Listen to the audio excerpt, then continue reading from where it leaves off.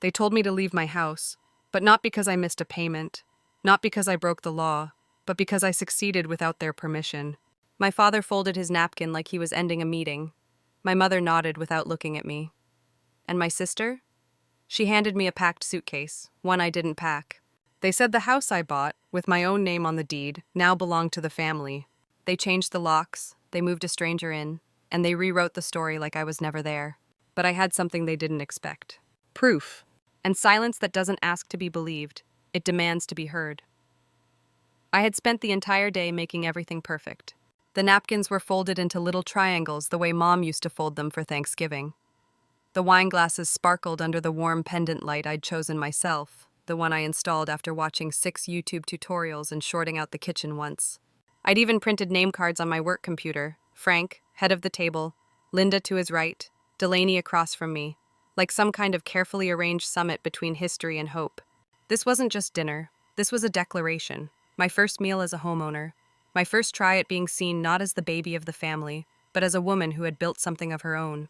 At 6:35, I heard tires on gravel. My heart knocked harder than the door ever would. I adjusted the wine bottle for the 3rd time and straightened the hem of the only skirt I owned that still made me feel capable. When I opened the door, Delaney walked in first. No hello, just a quick sniff and, "Smells like food." She wore those beige suede boots that were never meant for dust. And yet there they were, tracking faint prints across the floors I'd mopped twice. Frank came next, gave me one of those half nods like he was stepping into a model home he might buy if the price was right. "This place," he said, glancing at the beams, the corners, the photos I'd framed. "It has good bones. Feels like it should belong to everyone, doesn't it?" I forced a laugh. "It's cozy, I think." Linda walked in last, quiet. Her eyes swept the fireplace mantel like a scanner. She paused at a picture of the 4 of us at Disneyland, back when my hair was still in braids and I thought love meant effort. She didn't comment, just adjusted the frame by a 1/4 inch. We sat. No one touched the salad. Delaney scrolled under the table. Frank asked how I could afford hardwood floors. "A house this size?" he said. "For one person?" I smiled, tight. "It's manageable." No one asked about my promotion. No one noticed I'd cooked every dish myself, without burning anything, which in my history was a win. During the main course, Linda glanced at the clock. "Everything's cooked," she said eventually. "Thanks," I replied. She didn't look up. Dessert came, homemade cobbler, hand-cut apples, crust from scratch. I placed it down gently like a gift. And that's when Frank stood up. But it wasn't just the standing. It was the way he folded his napkin first. Set it down with the kind of finality that felt like a courtroom gavel. "We've discussed it," he said. "This house should come back to the family." I blinked. "I'm sorry, what?" Linda nodded, still not meeting my eyes. "You've done well, honey, but it's too much house. We think it's time you refocus." Delaney leaned back, arms folded. "It's not personal," Frank continued. "Your old room is still there, but we'll be moving in here. Jack's already drawn up some renovation plans." I stood up so fast my chair groaned. "You're what?" Linda raised a hand like she was calming a child. "Let's not make this emotional. It's just a house, Clara." Then Delaney disappeared down the hallway, returned moments later with something that stopped my breath. My suitcase, the green one I used when I moved to college, already packed. "We packed your essentials," she said, "just so this could be smooth." I looked around the room, at the plates, the half-eaten cobbler, the wine glasses I'd polished that morning. My voice locked somewhere between shock and bones. But when it finally came out, it was quiet, sharp, cut clean through the room. "I'm the legal owner." Frank's smile didn't reach his eyes. "We'll sort that." And just like that, my first dinner as a homeowner became the night they decided to evict me from my own life. Chung 2, the locks, the lie, and the lavender. I didn't cry that night. That would have made it real. Instead, I drove. No destination, no plan, just me, the hum of tires, and a suitcase thumping against the trunk with every curve, a heartbeat that didn't know where to land. Streetlights blurred into soft orange lines through the windshield. They looked like memories stretched too thin. It was just after 9 when I pulled into a gas station at the edge of Austin. The kind with flickering overhead lights, the smell of burnt coffee, and a vending machine that hadn't worked since 2015. I parked under the buzz of a dying bulb and sat there, hands still on the wheel, engine off. My phone buzzed in my lap, unknown number. For a second I thought about ignoring it, but something told me not to. "This is Clara," I said, voice barely above a whisper. A woman's voice answered, too cheery for a Sunday night. Hi, Ms. Benson. This is Ashley from Hilltop Mortgage. I'm calling to confirm some recent changes requested on your mortgage account. My body went cold. What kind of changes? There was a request to add 2 co-owners to your mortgage and to update the contact details on file. It came through via fax, not the secure portal, and the signatures didn't match. I gripped the steering wheel even though the car wasn't moving. I didn't authorize anything. No one else has access. A pause, then her voice softened. That's what we figured. Your account is frozen for now. No changes made. You're still the sole legal owner. And the names they tried to add? Another pause. Frank and Linda Benson. It wasn't the names that shocked me. It was how unsurprised I felt hearing them. Like my body had been waiting for confirmation of something my brain refused to admit. Thank you, I said. Please send me everything. Hard copy. I need the documentation. She agreed. We hung up. And in the silence that followed, something settled in my chest. Not peace. Not yet. But a strange stillness, like a floorboard that finally stopped creaking because the house gave up pretending it was stable. I didn't go back home that night. I couldn't. Instead, I drove across town and parked outside Jessie's building. She was my oldest friend, my last friend, the only one who hadn't been assigned a role in the Benson family theater production. I didn't go in, just sat in my car like a ghost in my own story. It wasn't until almost midnight that Jessie found me, still there, engine off, face blank. She didn't ask questions, just opened the passenger door and slid in beside me. You want to talk? She asked gently. I shook my head. I need to grab a few things, I said eventually, from what used to be my house. She nodded once. Let's go. We drove in silence. The porch light was on when we pulled up, a different shade than before, colder, blue-white instead of the soft amber I'd loved. Someone had changed the bulbs, and apparently the story. A car I didn't recognize sat in the driveway. Through the window I could see shadows moving, not mine. I walked to the door, tried my key. Nothing. I tried again, turned harder, nothing. I stepped back. The curtain shifted, then opened. A girl in joggers and a hoodie I didn't recognize stepped out. Young, mid-20s maybe. You Clara? She asked, flat. Yes, I said slowly. This is my house. She shrugged. I was told you wouldn't be coming back. My chest tightened. Told by who? Delaney and Frank. She crossed her arms. Said you were unstable, that you left voluntarily.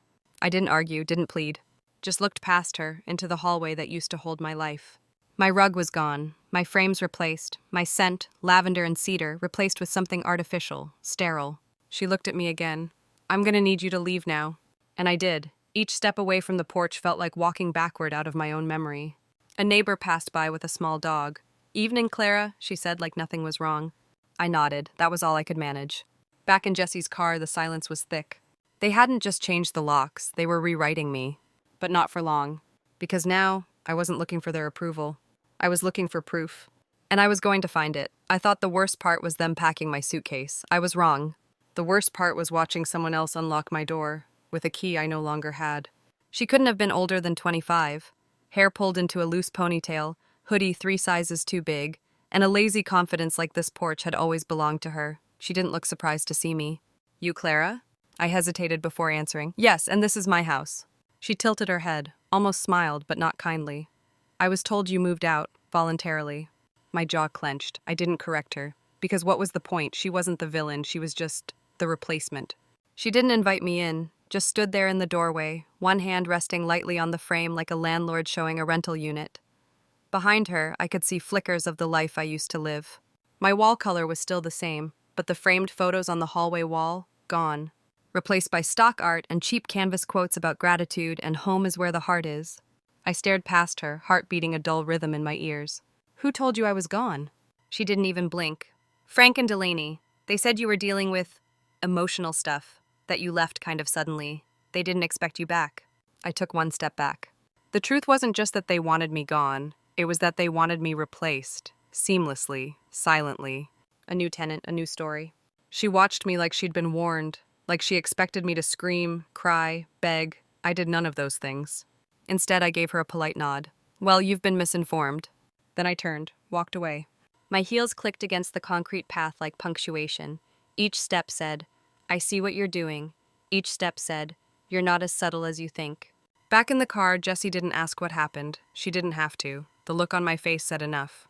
As we pulled away, a neighbor waved at me like nothing was out of place, as if she hadn't just witnessed a woman locked out of her own home by the people who claimed to love her. I nodded back, blank. It wasn't until later, curled up on Jessie's guest couch, that the ache settled in. It wasn't grief, it wasn't rage, it was erasure. They hadn't just taken the house, they had started rewriting the entire script, scene by scene, room by room. They were counting on me to walk away quietly, to be too ashamed to push back, too emotional to fight smart. But they forgot one thing. I had receipts. Literal ones: emails, paperwork, closing documents, and cameras. Motion activated, cloud backed, installed 6 months ago after a break in down the street. I hadn't looked at the footage in months, but I was going to now. Because if they thought I'd left the stage, they were about to find out the spotlight wasn't theirs. It never was. The next morning, the sun rose like nothing had happened, as if the night before hadn't cracked something open inside me. Jesse handed me a mug of coffee in silence, the chipped ceramic one with a faded Texas star on the side, one she'd had since college. I held it with both hands, letting the warmth anchor me. I didn't know where to begin, so she did.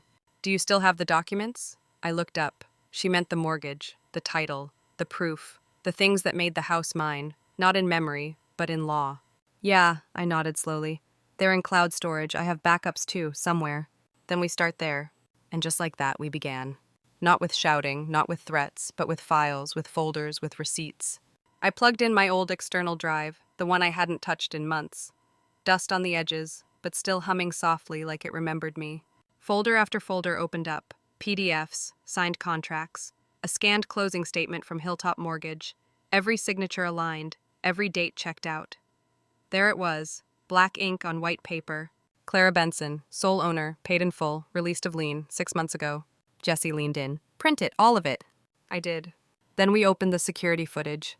6 months of motion-triggered recordings, clips so small they looked insignificant at first, until they weren't. There was Frank, sitting at my desk, typing, leaning back in the chair like he was testing if it suited him. There was Linda, opening the silverware drawer, pausing, closing it, like she was taking inventory. There was Delaney, removing a photo from the wall, my photo, sliding in one of her and Mom, same frame, different reality. My hands trembled as I watched, not from fear, from clarity.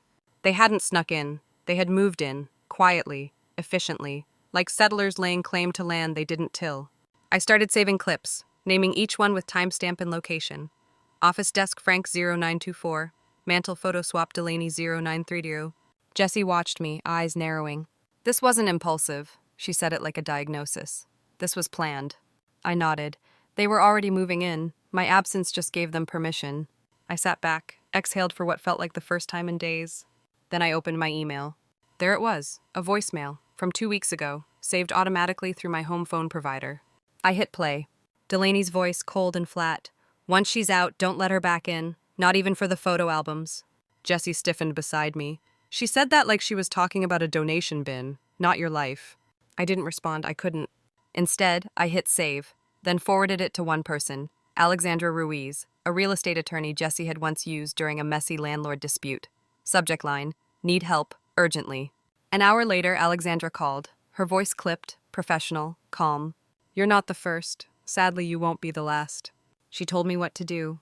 Document everything, forward all communication, do not confront them directly, and above all, do not doubt yourself. I nodded even though she couldn't see me. That evening, we laid out every paper on Jessie's living room floor: mortgage deed, bank statements, video stills, a printed transcript of the voicemail, a story pieced together not with emotions but with evidence. And somewhere in the middle of that paper trail, I stopped feeling like a victim. I stopped asking why. I started preparing for war. The courthouse looked colder than I remembered. Same gray columns, same stiff benches, same buzz of vending machines that hadn't changed since I clerked here one summer in college. But this time, I wasn't just passing through. I was here to reclaim my name. Alexandra Ruiz, sharp in a navy blazer, met me at the steps. 2 folders tucked under her arm, her tone all business.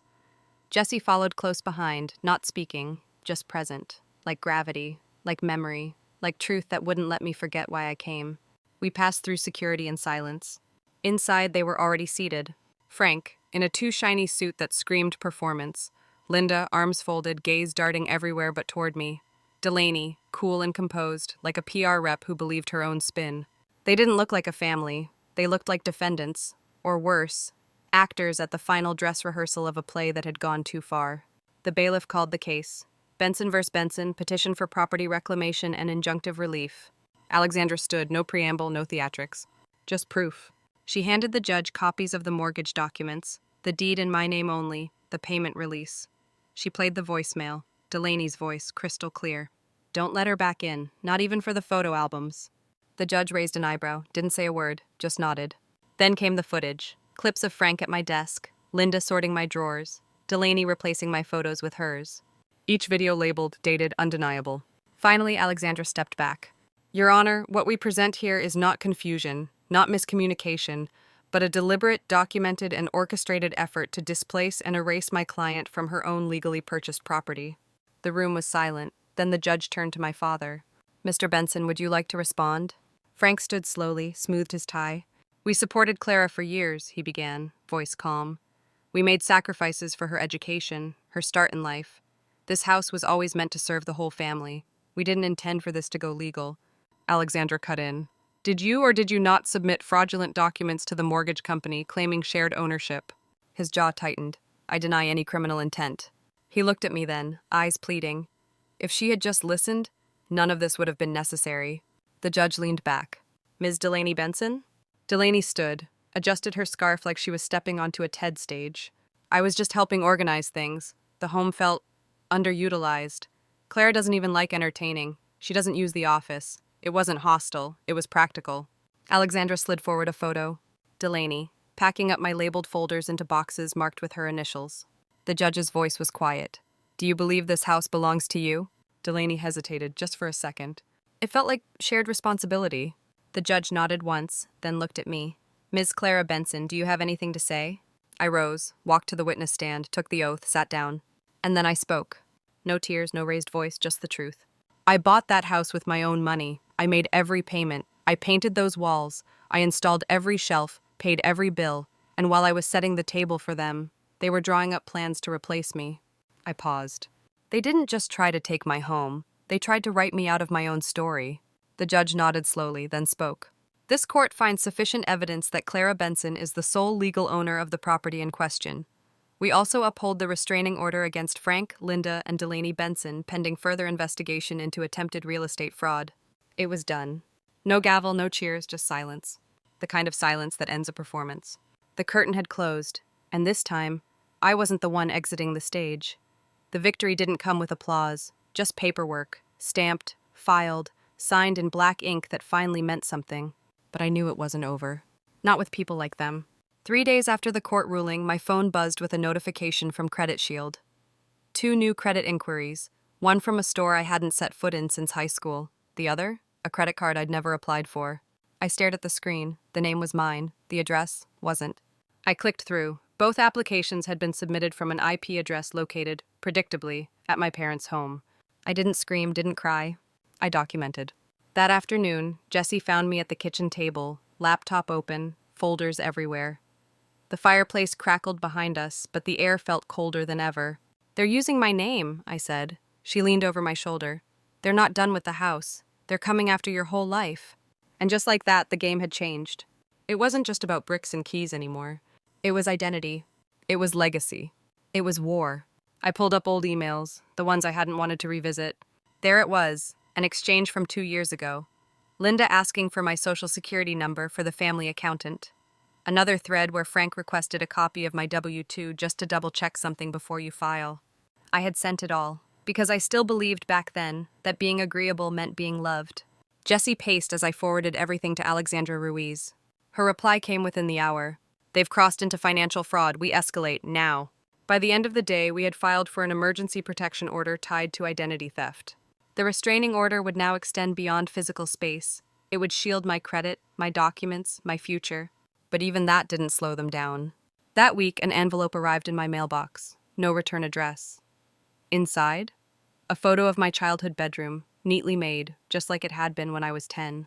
Except, a red X had been drawn over the bed, thick, permanent, like I'd been crossed out from my own past. I didn't panic. I logged it, photographed it, filed a report at the station. The officer said, could be symbolic. I said, that's why it's worse. I knew their language now. They didn't throw punches. They erased. Later that night, I received a voicemail. No caller ID. A man's voice, low and slick like oil under a door. You think you've won something. You haven't seen what we're capable of. I saved the file, sent it to Alexandra. She replied with one sentence. Let them escalate. That's how we close this. The next day, I changed everything. New phone number, new passwords, new locks, again. But more than that, I changed me. No more waiting to be believed, no more trying to understand people who had weaponized love into leverage. They wanted noise, I gave them silence. They wanted fear, I gave them paperwork. They wanted chaos, I gave them the clean, cold click of legal consequence. And in that quiet, I became more dangerous than they had ever imagined. Because I wasn't just defending a home anymore. I was defending the woman who built it. When I turned the key, it hesitated. Like the house itself wasn't sure if I belonged anymore. But then, it clicked. The door opened with a sigh, and I stepped into silence. Not the comforting kind, the kind that lingers after a storm, the kind that holds its breath, waiting to see who walks through the wreckage. The scent hit me first. Not my eucalyptus diffuser, but something sweet and synthetic, lavender plug-ins, the kind my mother used, the kind that always made me feel like I couldn't breathe without permission. I dropped my bag by the door, didn't move, just stood there listening. No voices, no movement, they were gone. But their fingerprints were everywhere. The curtains were different, dusty blue, heavy, stiff.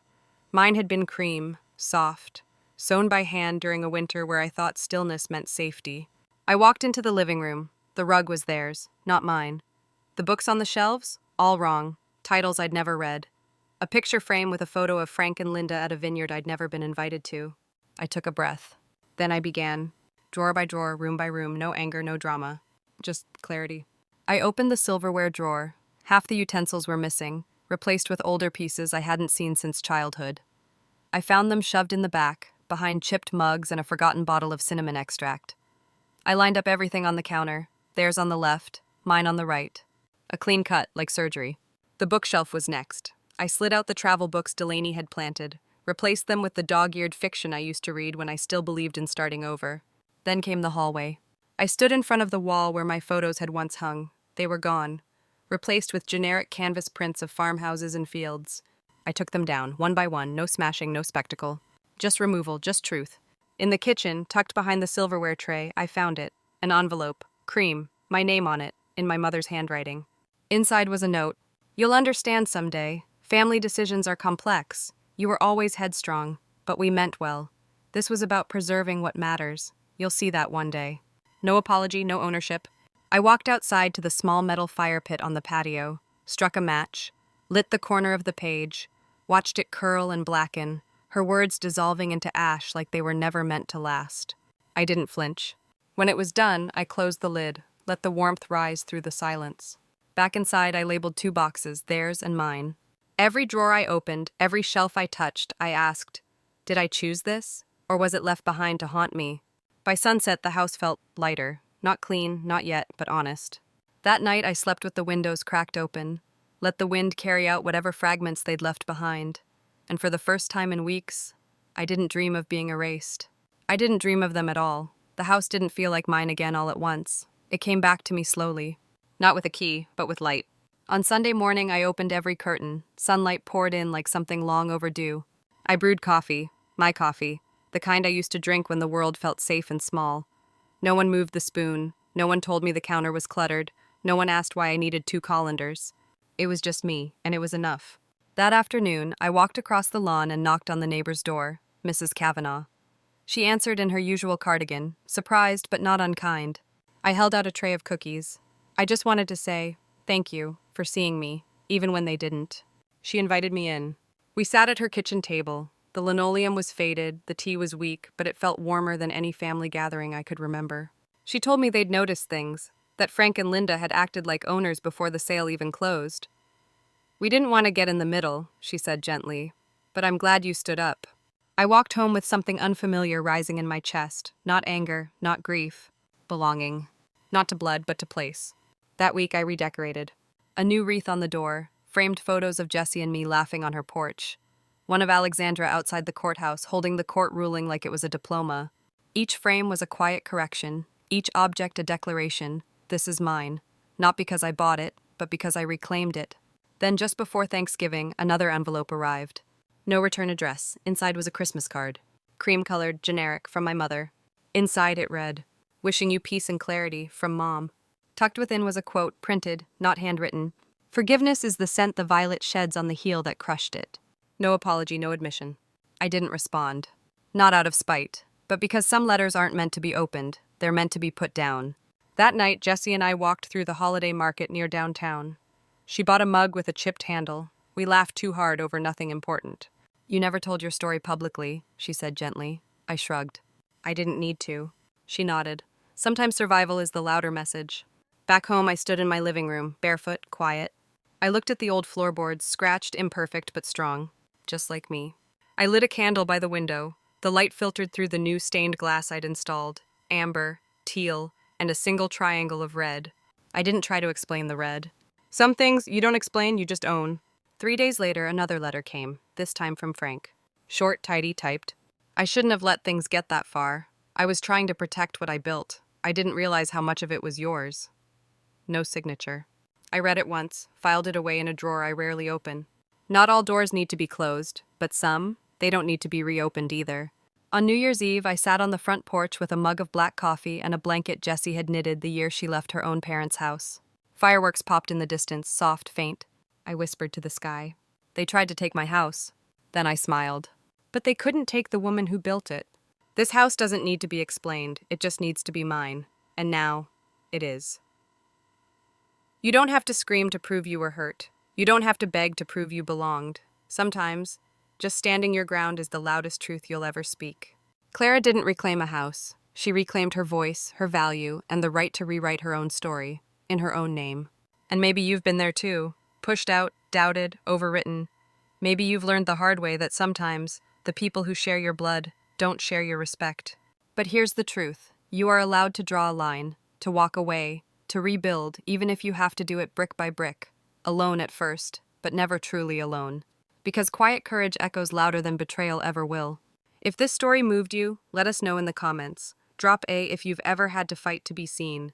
And if you believe in justice, healing, and starting over on your own terms, subscribe to Sweet Revenge, Happy Ending.